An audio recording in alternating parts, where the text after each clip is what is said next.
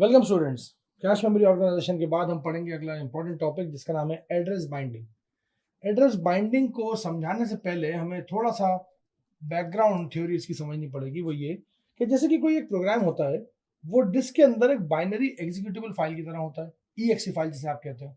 Programme जो होता है उसको मेन मेमोरी के अंदर प्लेस किया जाता है, और प्रोग्राम को जो मेन मेमोरी के अंदर प्लेस किया जाता है तभी वो उसको प्रोसेस का नाम देके हम उसको एग्जीक्यूट कराते हैं। तो अब होता क्या है कि जैसे आपका मेमोरी मैनेजमेंट ऑर्गेनाइजेशन आप जैसा रखे हुए हो वैसा वो प्रोग्राम मूव करेगा। मतलब कुल मिला के आपका प्रोग्राम जो है वो ऑक्सिलरी मेमोरी हार्ड डिस्क से उठ के मेन मेमोरी में आता है, एग्जीक्यूट होता है, एग्जीक्यूट होता है वापस चला जाता है। तो ये क्या होता है कि जितने भी प्रोग्राम, जितने भी आपके जो एग्जीक्यूटेबल फाइल्स हैं या जिसको भी आप लाना चाहते हो, जो कि हार्ड डिस्क में इंतजार कर रही हैं मेन मेमोरी पे आने का, उसको हम बोलते हैं इनपुट क्यू। ऐसे प्रोसेस जो कि डिस्क के अंदर रखे हुए हों, जो कि मेन मेमोरी में आने के लिए, एग्जीक्यूशन के लिए, जब मेन मेमोरी में आएंगे तो एग्जीक्यूट होंगे, उसके लिए वो तैयार खड़े लाइन में, तो उस लाइन को कहते हैं इनपुट क्यू। अब सीधी सी बात है कि यहाँ पे इनपुट क्यू के अंदर से आप क्या करते हैं कि जनरल प्रोसीजर यही है कि आपने इनपुट क्यू में से प्रोसेस को सिलेक्ट करा और प्रोसेस को सिलेक्ट करके उसको लोड कराया मेन मेमोरी के अंदर।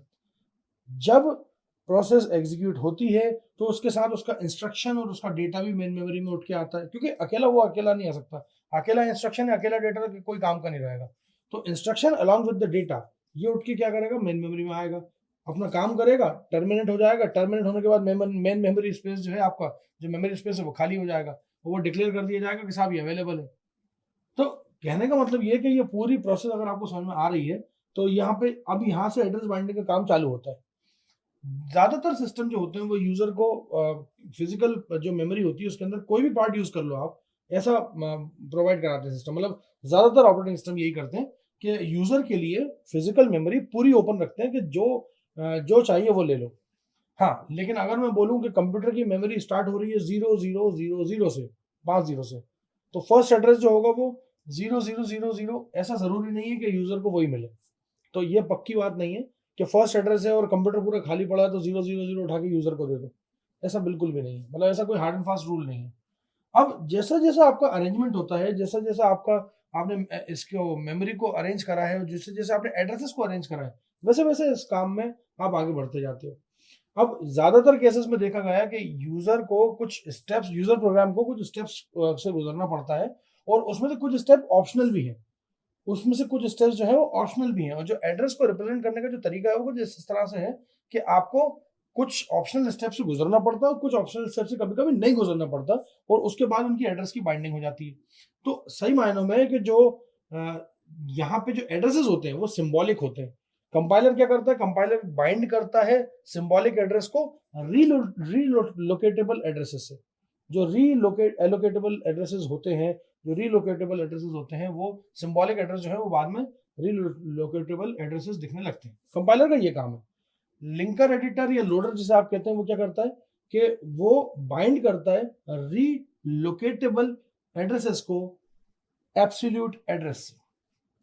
तीन बातें यहाँ पे ध्यान से देखिएगा।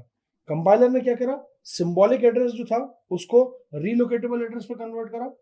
फिर बाद में लिंकर ने, जो आपका लोडर है या लिंकेज एडिटर है, उसने क्या करा, जो रीलोकेटेबल एड्रेस था उसको एब्सोल्यूट एड्रेस में कन्वर्ट करा। ये जो है, ये बाइंडिंग जो है वो एक स्पेस से दूसरे स्पेस और दूसरे से तीसरे स्पेस में हो रही है। आप इस प्रोग्राम को अगर इसको समझेंगे जरा फ्लो चार्ट को पूरा ध्यान से, तो एक्चुअली ये बहुत सारे स्टेप्स हैं जो कि यूजर प्रोग्राम जिससे गुजरता है। सोर्स प्रोग्राम लिखा हुआ है, सबसे पहले कंपाइलर या असेंबलर से मिलेगा, और उस टाइम को हम बोलते हैं कंपाइल टाइम, जिससे आपका ऑब्जेक्ट मॉड्यूल तैयार होता है। और उसके बाद कहानी आती है लोडिंग टाइम की। अब लोडिंग टाइम में देखिए, आप काफी बड़ा सारा आपको कुछ दिख रहा होगा, यहाँ पे दिख रहा होगा आपको कि लिंकेज एडिटर है, उससे लोड मॉड्यूल है, और बाद में फिर लोडर है। और लिंकेज एडिटर जो है वो क्या करता है, उसको कि दूसरे ऑब्जेक्ट मॉड्यूल से भी जोड़ने की कोशिश करता है। वैसे ही लोडर क्या करता है कि जो भी सिस्टम लाइब्रेरीज होती हैं उनसे उसको जोड़ने की कोशिश करता है। और उसके बाद देखें, सबसे लास्ट में आपको दिख रहा होगा एग्जीक्यूशन टाइम, जिसको हम रन टाइम भी कहते हैं। तो मेमोरी बाइंडिंग जो है वो हो गई, होने के बाद जो मेमोरी बाइंडिंग हुई उसके बाद उसको एग्जीक्यूशन टाइम में ले आया, और उसमें आप देखेंगे साइड में एक तरफ आपको डायनेमिक लोडिंग भी दिख रही है, जिसमें क्या हो रहा है, डायनेमिक लिंकिंग हो रही है। क्योंकि कई बार क्या होता है कि लिंकिंग जो होती है वो स्टैटिक भी होती है, जैसे ऊपर से नीचे आ रही है तो दैट मीन स्टैटिक लोडिंग है, और कभी कभी डायनेमिक भी हो जाती है, तो उसके लिए भी आपको फ्लो चार्ट में दिख रहा होगा जगह। खैर, अब ये बाइंडिंग जो है इंस्ट्रक्शन की और डेटा की, मेमोरी एड्रेस के अंदर, इसके अंदर जो स्टेप्स आती हैं, इनमें सबसे पहला स्टेप आता है कंपाइल टाइम। कंपाइल टाइम जो है, वो कंपाइल टाइम में ये रहता है कि जैसे मान लीजिए कि आपको किसी प्रोसेस का कंपाइल टाइम मालूम है, कंपाइल टाइम के अंदर अगर उस प्रोसेस को मेमोरी में कहाँ रहेगी वो, अगर आपको एब्सोल्यूट कोड उसका जनरेट कर पा रहे हो तो ठीक है, नहीं कर पा रहे तो अभी क्या होता है अपन बाद में देखेंगे।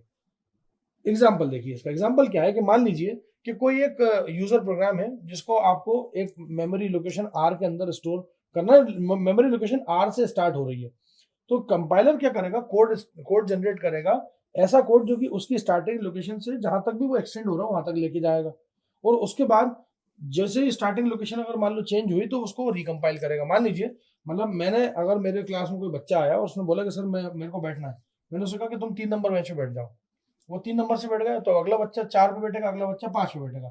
लेकिन मान लीजिए कि अगर ये पोजीशन चेंज होती है, आगे के 2 बच्चे चले जाते हैं, तो मैं इन 3 बच्चों को आगे लेके आऊंगा, तो पहले वाले बच्चे से कहूंगा कि बेटा आगे आके बैठ जाओ, तो उसी तरह से पीछे वाले बच्चे जो होंगे वो भी आगे आगे खसक जाएंगे, तो नंबर 3 पे जो था वो नंबर 1 पे आ गया, नंबर 4 पे जो था वो नंबर 2 पे आ जाएगा, ऐसे करते करते सब अपनी अपनी 2 पोजिशन पे सरकते जाएंगे। तो ये ऐसे कहेंगे हम रिकम्पाइलेशन। तो रिकम्पाइल करेंगे तो कोड में अपने आप ही वैल्यू जो है उसकी एब्सोल्यूट कोड की बाउंड हो जाएगी और चेंज होती जाएगी।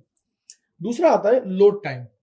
अब मान लीजिए कि आपको कंपाइल टाइम नहीं पता कि प्रोसेस कहाँ रिसाइड करेगी कि मेमोरी के किस पोर्शन में, तो कंपाइलर क्या करता है, उसको जनरेट करता है रीलोकेटेबल कोड, और यहाँ पे फाइनल बाइंडिंग क्या होती है कि लोडिंग टाइम पे डिपेंड करती है, कि जो भी, अगर मान लीजिए स्टार्टिंग एड्रेस चेंज हुआ तो आपको रीलोड करना पड़ेगा यूजर प्रोग्राम को, और वो चेंजेस जो होंगे वो इनकॉर्पोरेट करने पड़ेंगे, पूरी वैल्यूज जो होंगी वो सारी इनकॉर्पोरेट करनी पड़ेंगी आपको। ये होता है लोडिंग टाइम।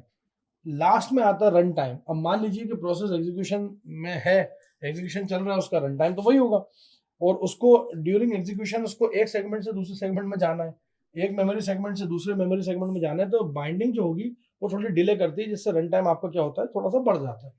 ये करने के लिए हमारे पास स्पेशल हार्डवेयर हैं इस स्कीम को चलाने के लिए। तो ये था एक सिंपल सा टॉपिक जिसको हम बोलते हैं एड्रेस बाइंडिंग। अब हम आगे देखेंगे कि कैसे लॉजिकल और फिजिकल एड्रेस स्पेस काम करते हैं। Thank you so much.